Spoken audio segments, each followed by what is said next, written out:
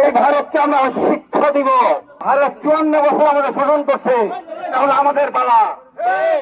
আমাদের শত্রু ভারতের, আমাদের প্রতিবেশী বাংলা, পশ্চিমবঙ্গ, আসাম, ত্রিপুরা নয়। এরা আমাদের স্বাধীনতা সাহায্য করেছে।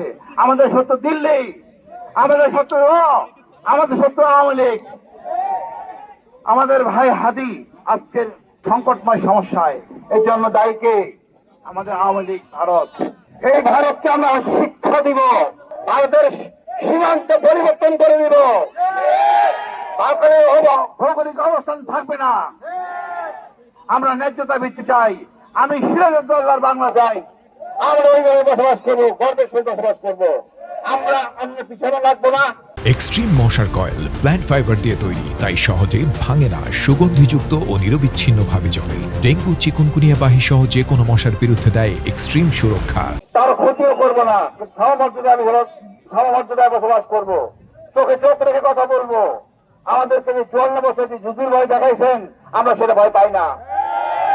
আমরা সাহসী জাতি। আমরা শহরে পরদিন ছিলাম না, পাকিস্তানে আরব আমরা পরদিন ছিলাম না, আমাদের শিকারে আমরা পরদিন ছিলাম।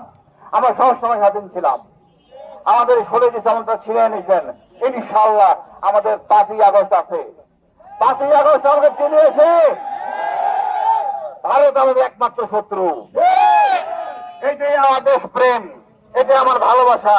আমি আমার বাচ্চাকে শিখাবো, আপনারা শিখাবেন, মাদ্রাসার শিক্ষকরা শিখাবেন ছাত্রদের। ভারতই আমাদের একমাত্র শত্রু, আমিত্র শত্রু। আমরা প্রতিশোধ নেব প্রতিটা রক্তের বদলার, ইনশাআল্লাহ।